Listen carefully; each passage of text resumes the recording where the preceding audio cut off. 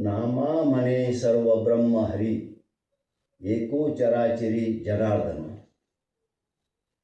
म्हणजे नामदेव महाराज म्हणतात की हे संपूर्ण ब्रह्म, हे संपूर्ण विश्वच ब्रह्मरूप आहे, ब्रह्मरूप आहे.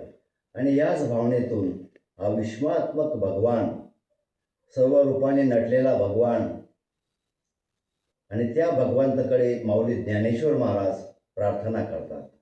कोणासाठी प्रार्थना करतात? तुमच्या आमच्यासाठी करतात. आणि या ठिकाणी म्हणून माऊलीनं हे पश्चादान लिहिलेलं आहे आणि ते पश्चादान आपण आज या ठिकाणी सादर करत आहोत.